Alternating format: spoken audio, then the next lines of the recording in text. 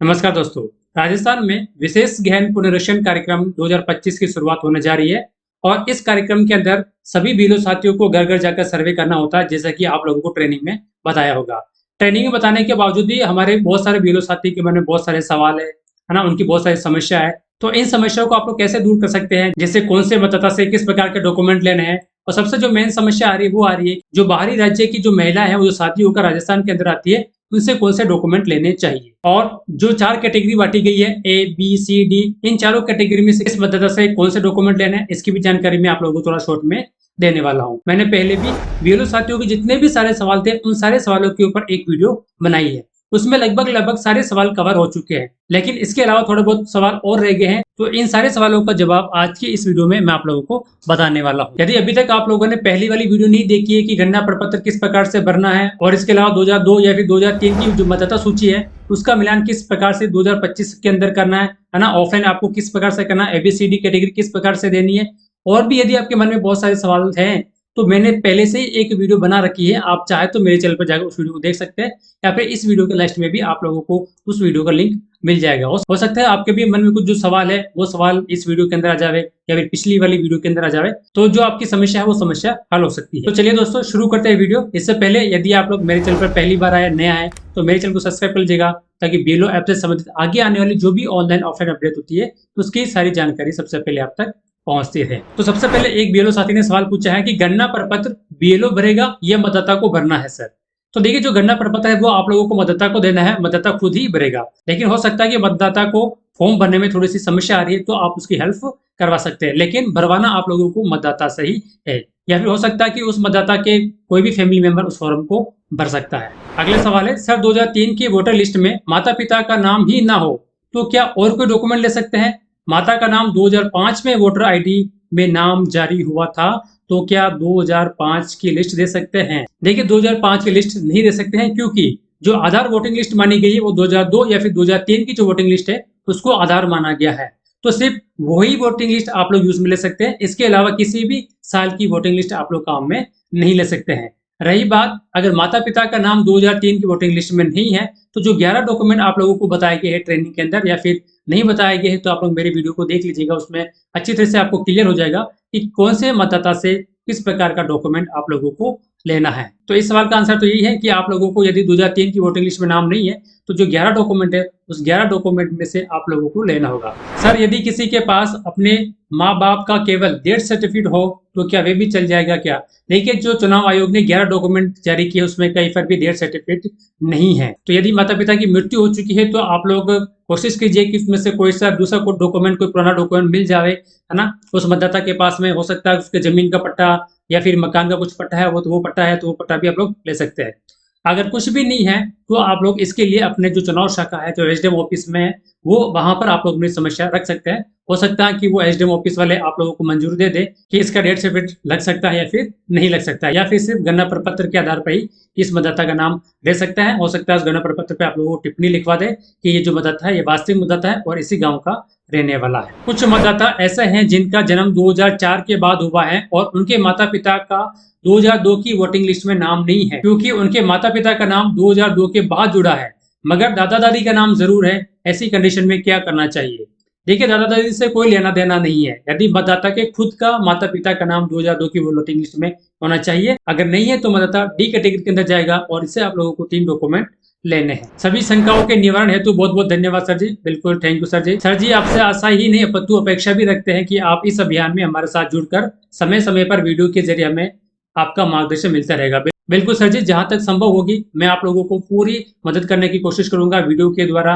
तो पूरी कोशिश करेंगे कि वीडियो के द्वारा आप लोगों को जो विशेष ज्ञान पुनरीक्षण कार्यक्रम चल रहा है तो उसकी सारी जानकारी आप लोगों को टाइम टू टाइम मिलती रहे, और आपका जो काम है वो बिना किसी परेशानी के पूरा हो जाए। एक लड़की की शादी हो चुकी है, लेकिन वे दूसरे स्टेट की रहने वाली है और उसका माता पिता दोनों की डेथ हो चुकी है। माता का डेथ 1998 में और पिता का डेथ 2013 में, तो क्या करें? और वहां पर 2003 का वोटर लिस्ट अवेलेबल नहीं है, यानी कि 2003 का वहां पर वोटिंग लिस्ट अवेलेबल नहीं है। तो ऐसी स्थिति में क्या डॉक्यूमेंट लेना चाहिए? अब देखिए जो महिला है वो दूसरे स्टेट की रहने वाली है और दूसरे स्टेट की रहने वाले बहुत सारे साथियों ने कमेंट भी किया था कि सर दूसरे स्टेट राज्य की रहने वाली है तो उनसे कौन सा डॉक्यूमेंट लिया जाए। तो चाहे वो भारत के किसी भी राज्य की रहने वाली हो, आप लोगों को जो 11 डॉक्यूमेंट दिए गए हैं, जो ABCD जो कैटेगरी बांटी गई है उसी के अनुसार आप लोगों को डॉक्यूमेंट लेना है, चाहे वो किसी भी राज्य की लड़की हो या फिर महिला हो। अब इस केस में क्या हो रहा है कि माता पिता की डेथ हो चुकी है, 2003 में नाम भी नहीं है। तो ऐसी स्थिति में आप लोगों को उस लड़की से कहना है कि एक बार आप घर पे ढूंढ लिए, हो सकता है कि आपके माता पिता के नाम पर कोई जमीन का पट्टा हो, कोई मकान का पट्टा हो, तो वो आप लोग उसमें ले सकते हैं। अब इसमें बीओ साथी ने कुछ क्लियर नहीं किया है कि जो लड़की है वो कौन सी कैटेगरी के अंतर्गत आ रही है, बी की है, सी की है, फिर डी की है। यदि बी की है तो उससे सिर्फ एक ही डॉक्यूमेंट लेना है। अगर सी कैटेगरी की है तो उसे एक डॉक्यूमेंट खुद का लेना है, एक पिता या फिर माता में से दोनों का एक लेना है। अगर डी कैटेगरी है तो फिर आप लोगों को 3 डॉक्यूमेंट लेने पड़ेंगे, खुद का और माता पिता के दोनों के। सर अगर 2002 की वोटर लिस्ट में नाम में थोड़ी मिस्टेक है, जो अभी एकदम सही है, SIR में कोई दिक्कत होगी क्या? कोई दिक्कत नहीं होगी। देखिए पहले जो नाम जुड़ते थे वो ऐसे ही नाम जोड़ देते थे। अब आजकल क्या हो गया है कि जो नाम जुड़ते हैं वो एकदम एक्यूरेट जुड़ते हैं, और यदि मतलब संशोधन भी करवा दिया है और नाम सही करवा दिया है तो इससे कोई दिक्कत नहीं है। नाम मैच होना चाहिए और जो एपिक नंबर है वो एपिक नंबर सेम होना चाहिए। अगर छोटी मोटी मिस्टेक है तो इससे कोई दिक्कत वाली बात नहीं है। आप 2002 की वोटिंग लिस्ट काम में ले सकते हैं उस मतदाता के केस में। श्रीमान अगर 2002 की लिस्ट में माता या पिता का नाम नहीं है और दोनों की मृत्यु भी हो चुकी है, ऐसी स्थिति में क्या करें? 11 दस्तावेज में कोई भी दस्तावेज उनके पास में नहीं है। ये विशेष परिस्थिति वाले केस है, तो इसके लिए आपको सबसे सरल उपाय तो यही है कि आप चुनाव शाखा में जाइए, एसडीएम ऑफिस में मिलिए, उनको ये अपनी जो समस्या है वो समस्या सामने रखिए, तो कोई ना कोई सोल्यूशन आप लोगों को वहां पर मिल जाएगा। मेरी स्थिति में ये हो सकता है कि गणना प्रपत्र पे ही आप लोगों के द्वारा उस पर टिप्पणी लिखवा सकते हैं कि इसकी माता पिता की मृत्यु हो चुकी है और कोई भी डॉक्यूमेंट उनके पास में अवेलेबल नहीं है, तो उसका जो नाम है वोटिंग लिस्ट में रहना चाहिए, क्योंकि ये वास्तविक मतदाता है। कोई औरत उत्तर प्रदेश से राजस्थान भरतपुर में शादी होकर आई है, उसके माता पिता का नाम 2003 की उत्तर प्रदेश के मथुरा विधानसभा में, उस औरत का नाम 2025 की मतदाता सूची में है। क्या उसके माता पिता की 2003 की वोटर लिस्ट का प्रिंट लगा सकते हैं? वहां की 2002 की वोटर लिस्ट नहीं है, वहां पर 2003 में SIR हुआ था। बिल्कुल आप 2003 की जो वोटिंग लिस्ट है वो वोटिंग लिस्ट आप लोग लगा सकते हैं, क्योंकि वो भारत के निवासी है, चाहे भले वो दूसरे प्रदेश से शादी होकर राजस्थान के अंदर आई है, लेकिन उनके माता पिता का नाम 2003 की वोटिंग लिस्ट में है। तो आप लोग वहां से उसकी फोटोकॉपी मंगवा लीजिएगा और उसके जो गणना प्रपत्र के साथ में आप लोग उसको लगा सकते हैं। सर 2002 की सूची में फादर के वोटर ID कार्ड में दादा का नाम गलत लिखा गया, फिर संशोधन करवा लिया, 2025 वाली सूची में सही करवा लिया, तो अब क्या करना है? तो देखिए मैं आपको पहले भी बता चुका हूँ कि संशोधन करवा दिया है तो कोई दिक्कत वाली बात नहीं है, क्योंकि पहले नाम तो ऐसे जोड़ देते थे ना, कोई स्पेलिंग मिस्टेक नहीं देखता था, जो टाइपिंग हो गया वो हो गया। लेकिन आप संशोधन करवा दिया गया तो कोई दिक्कत वाली बात नहीं है। आप लोग उस 2002 की जो पेज की जो वोटिंग लिस्ट है उसका पेज आप लोग लगा सकते हैं। महिला के माता पिता के अलावा और क्या डॉक्यूमेंट चाहिए? सर जी श्रेणी C की है, यानी कि मतदाता C श्रेणी की है, तो माता पिता के अलावा उसका खुद का एक डॉक्यूमेंट भी लगेगा। माता पिता दोनों में से एक का डॉक्यूमेंट चाहिए और उसके बाद में खुद का एक डॉक्यूमेंट चाहिए, है ना। अब खुद का जो डॉक्यूमेंट है वो 11 डॉक्यूमेंट में से कोई एक डॉक्यूमेंट होना चाहिए। स्कूल की TC लगा सकते हैं क्या? बिल्कुल नहीं लगा सकते हैं। स्कूल की TC बिल्कुल नहीं लगा सकते, क्योंकि जो 11 डॉक्यूमेंट जारी किए गए चुनाव आयोग में उसमें कहीं पर भी TC मेंशन नहीं किया गया है। तो जो 11 डॉक्यूमेंट है उन्हीं डॉक्यूमेंट में से आप लोगों को एक डॉक्यूमेंट लगाना है। गुरुदेव नमस्ते। यदि कोई महिला उड़ीसा, बिहार, अन्य राज्य की है और वहां की वोटर लिस्ट 2002 में अपने माता पिता के नाम की फोटोकॉपी उपलब्ध करवा रही है, तो क्या वैध है? बिल्कुल ये वैध है। यदि वो 2002 की वोटिंग लिस्ट चाहे वो किसी भी राज्य की वो आपको उपलब्ध करवा रही है, तो आप लोगों को उसको बिना डरे उसको लेना है और उसको गणना प्रपत्र के साथ में लगाना है। क्या पासपोर्ट फोटो भी लगानी जरूरी है? बिल्कुल सभी मतदाता की एक पासपोर्ट फोटो आप लोगों को उस गणना प्रपत्र पर लगानी जरूरी है। जो महिला नेपाल की है और उनकी शादी इंडिया में 18 साल पहले हुई है, ऐसी स्थिति में माता पिता का क्या डॉक्यूमेंट लगेगा? तो देखिए ऐसी स्थिति में सबसे फर्स्ट डॉक्यूमेंट ये लगेगा कि उस जो नेपाल की महिला है उसने भारत की नागरिकता ली कि नहीं ली है, उसका प्रमाण पत्र बनाया कि नहीं बनाया है। अगर उसने प्रमाण पत्र नहीं बनाया है तो उसका नाम 100% इस वोटिंग लिस्ट से कटेगा। और ऐसी स्थिति में उस महिला के पास में नागरिकता पंजीकरण प्रमाण पत्र होना आवश्यक है और इस प्रमाण पत्र की फोटोकॉपी आप लोगों को गणना प्रपत्र के साथ में लगानी होगी। ऐसी स्थिति में माता पिता का कोई डॉक्यूमेंट लगाना आवश्यक नहीं होगा। लड़की के स्वयं के डॉक्यूमेंट के लिए सर जी लड़की के पीर पक्ष का मूल या जाति या जन्म प्रमाण पत्र चल जाएगा क्या? लड़की अनपढ़ है, बिल्कुल उसका जो पीर पक्ष का जो जाति मूल बना हुआ है वो चल जाएगा, उसके प्रमाण पत्र की फोटो आप कॉपी लगा सकते हैं। अब देखिए जन्म प्रमाण पत्र तो पीर पक्ष का ही चलेगा, है ना, ससुराल पक्ष का तो हो नहीं सकता है। जो जाति होती है वो भी पीर पक्ष से ही बनती है, तो दोनों में से एक डॉक्यूमेंट आप लोग लगा सकते हैं, इससे कोई दिक्कत वाली बात नहीं। सर गणना प्रपत्र में जन्म तिथि में क्या भरें क्योंकि जन्म तिथि का पता नहीं है, तो क्या आयु भर सकते हैं क्या? पहली बात तो ये है कि जन्म तिथि है जो मतदाता बताएगा वही जन्म तिथि आप लोगों को लिखनी है, चाहे उसके पास में कोई डॉक्यूमेंट है या डॉक्यूमेंट नहीं है। जो उसने गणना प्रपत्र में डेट ऑफ बर्थ लिख दी है वही डेट ऑफ बर्थ आप लोगों को माननी है। C1 एंड C2 वापस समझाइए। स्पष्ट करें कि C1 का मतलब है कि मतदाता के माता पिता में से एक की 2002 की वोटिंग लिस्ट की फोटो ले और खुद के दस्तावेज में आधार कार्ड लगा सकते हैं क्या? देखिए पहले मैंने एक वीडियो बनाई थी जिसमें मैंने आप लोगों को ABCD कैटेगरी के अंदर मतदाता को बांटा था। उसमें से एक क्वेश्चन है कि C1 और C2 कैटेगरी क्या है। ठीक है, C1 कैटेगरी के अनुसार C1 का मतलब हो गया एक डॉक्यूमेंट लेना है, C2 का मतलब हो गया 2 डॉक्यूमेंट लेना है। अब एक डॉक्यूमेंट कब लेना है? एक डॉक्यूमेंट जब आप लोगों को लेना है जब उसके माता पिता या फिर दोनों में से एक का नाम 2002 की वोटिंग लिस्ट में होना चाहिए, तो उस पेज की फोटोकॉपी लग जाएगी। और C2 का मतलब कि उस मतदाता के माता पिता का नाम 2002 की वोटिंग लिस्ट में नहीं है, इसलिए उस मतदाता से 2 डॉक्यूमेंट लेना है, एक खुद का डॉक्यूमेंट लेना है, एक माता और पिता में से किसी का एक का डॉक्यूमेंट लेना है। दस्तावेज में आधार कार्ड तो बिल्कुल लगाना ही नहीं है, बिल्कुल मनाही है आधार कार्ड की, तो आधार कार्ड तो आप लोग किसी से भी नहीं लेना है आप लोगों को। सर अभियान राजस्थान में चल रहा है, यदि यहाँ किसी की मतदाता की पत्नी उत्तर प्रदेश या हरियाणा की रहने वाली है तो वे कैसे 2002 की वोटिंग लिस्ट प्राप्त कर सकती है, क्योंकि उत्तर प्रदेश या हरियाणा में SIR नहीं चल रहा है। देखिए अभी तो नहीं चल रहा है, लेकिन हो सकता है कि 2002 या फिर 2003 में हुआ हो। अगर नहीं हुआ है तो ऐसी स्थिति में आप लोगों को उस मतदाता के माता पिता का डॉक्यूमेंट उत्तर प्रदेश या हरियाणा से आप लोगों को मंगाना होगा और उस गणना प्रपत्र के साथ में आप लोगों को लगाना होगा। एक आदमी है जिसने 2003 में वोट दिया है, 2003 में वोटर लिस्ट में भी नाम है बट आधार कार्ड में उम्र थोड़ा कम है, क्या वो वोटर लिस्ट 2003 वाला लगाने से काम हो जाएगा क्या, या कोई और डॉक्यूमेंट लगाना पड़ेगा? 2003 वाली जो वोटिंग लिस्ट में उसका नाम है तो उससे तो कोई डॉक्यूमेंट लेना ही नहीं है ना, उससे तो सिर्फ आप लोगों को गणना प्रपत्र लेना है, क्योंकि ए श्रेणी का मतदाता है और ए श्रेणी के मतदाता से किसी भी प्रकार का कोई डॉक्यूमेंट नहीं लेना है, सिर्फ उससे गणना प्रपत्र ही आप लोगों को भरवाना है। उम्र कम है या ज्यादा है इससे कोई फर्क नहीं पड़ेगा। सर 2003 का सूची में नाम कैसे खोजे? एक एक पेज में खोजना पड़ रहा है, बहुत परेशानी हो रही है। देखिए ये परेशानी तो होगी है ना, एक एक पेज में आप लोगों को उस मतदाता का नाम खोजना पड़ेगा। लेकिन आप लोग BLO ऐप की भी सहायता ले सकते हैं ना, जो आप लोगों को 2003 की वोटिंग लिस्ट मिली है उसके में आगे जो एपिक नंबर लिखे हुए हैं वो एपिक नंबर आप लोग अपनी जो BLO ऐप है उसमें आप लोग खोजिए और उसमें किस क्रमांक में मतदाता अभी जीवित है कि नहीं वो आपको पता चल जाएगा।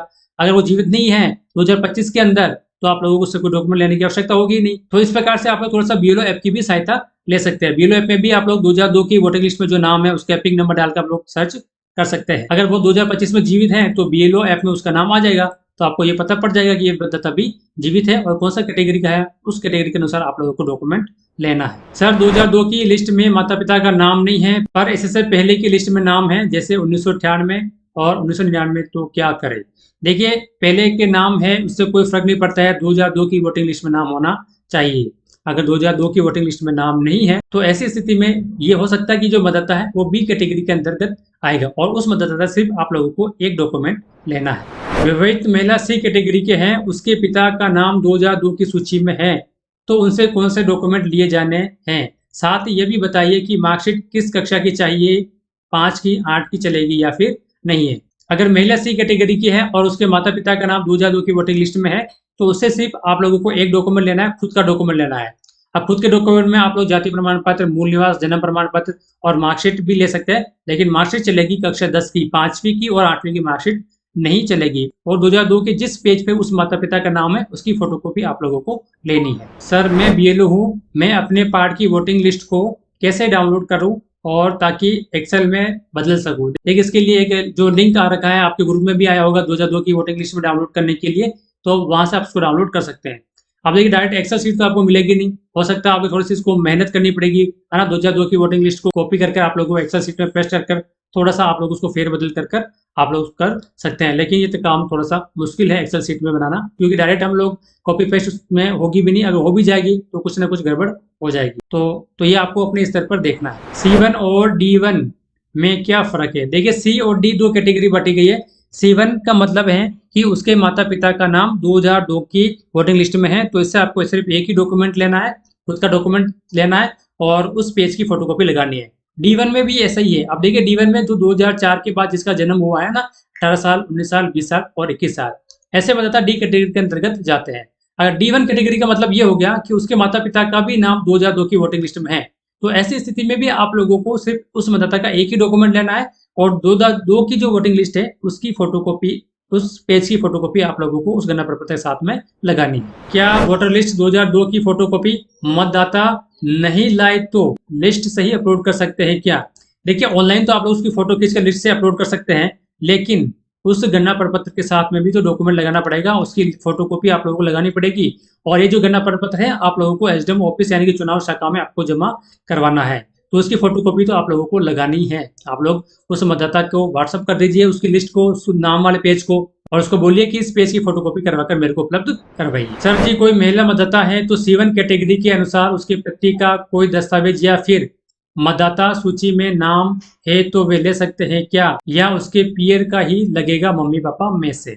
बिल्कुल, उसके पीयर का ही डॉक्यूमेंट लगेगा, उसकी मम्मी पापा में से एक डॉक्यूमेंट आप लोगों को उसको लेके आना है, पति का कोई भी दस्तावेज नहीं लगेगा इसमें। महिला मतदाता जो कि असाक्षर है, उसका जन्म 1987 से पूर्व का है, उसके पास जन्म प्रमाण पत्र भी नहीं है, तो वो कौन सा डॉक्यूमेंट देवे ताकि उसका नाम भी नहीं कटे? अगर जन्म प्रमाण पत्र नहीं है, अनपढ़ है, तो आप लोग उसका मूल निवास प्रमाण पत्र बना दीजिएगा आधार कार्ड के अनुसार। उसका जो मूल निवास प्रमाण पत्र है वो 6-7 दिन के अंदर बनकर आ जाएगा। फिर आप लोग उस मतदाता से वो जो मूल निवास की फोटोकॉपी आप लोग ले सकते हैं, क्योंकि उसका जन्म 1987 से पहले का है, तो उसे सिर्फ एक ही डॉक्यूमेंट लेना है, तो वो डॉक्यूमेंट आप लोग ले सकते हैं। यदि कोई वोटर गणना प्रपत्र भरकर जमा नहीं करवाए तो क्या करे? देखिए, यदि आप लोगों ने उस मतदाता को गणना प्रपत्र दे दिया है, अब गणना प्रपत्र देने के बाद में आप लोगों को 3 बार उस मतदाता के घर पर जाना है, और जब भी आप लोग उस मतदाता के घर पर जाए, एक परफॉर्मा आया हुआ है चुनाव आयोग का, है ना, वो आपको ट्रेनिंग में बताया होगा, उसकी फोटोकॉपी करवाकर आप लोगों को उस मकान के बाहर चिपका देना है। 3 बार जाना है और 3 बार ही आप लोगों को वो यहाँ पर नोटिस चिपकाना है, और चिपकाने के बाद आप लोग उसको सेल्फी भी ले लीजिएगा 3 बार, ताकि आपका बचाव हो जाए कि मैंने इस मतदाता के घर पर 3 बार आया लेकिन मतदाता ने गणना प्रपत्र भरकर वापस जमा नहीं करवाया है, ऐसी स्थिति में उसका नाम कट जाएगा। उसकी चिंता आप लोग को नहीं करनी है, बस आप लोगों को 3 बार उस मतदाता के घर पर जाना है। यदि रामू नाम का व्यक्ति पहले बूंदी जिले के किसी गांव में रहता था, 2002 की वोटिंग लिस्ट में उसका नाम था, 2025 में उसने बूंदी जिला छोड़कर कोटा में स्थायी तौर पर निवास करने लगे और वहां पर उसका नाम जुड़ गया, तो प्रश्न ये था कि यदि उसका नाम कोटा जिले में 2002 की वोटिंग लिस्ट में नाम नहीं है और बूंदी जिले में है, तो क्या उसे क्या डॉक्यूमेंट देना होगा? तो इस सवाल का जवाब ये हो सकता है कि जो मतदाता है वो चाहे भारत में किसी भी राज्य में रह रहा हो, किसी भी जिले में रह रहा हो, यदि उसका नाम 2002 की वोटिंग लिस्ट में है तो आप लोगों से कोई भी डॉक्यूमेंट नहीं लेना है। लेकिन यदि वो पहले कोटा में रह रहा था, अब बूंदी में रहने लग गया है, या फिर बूंदी में रह रहा है कोटा में रहने लग गया है, तो आप लोग गणना प्रपत्र के साथ में 2002 की वोटिंग लिस्ट का पेज लगा सकते हैं, है ना। अपनी सुरक्षा के लिए ऐसे ही डॉक्यूमेंट आप लोग लगा सकते हैं।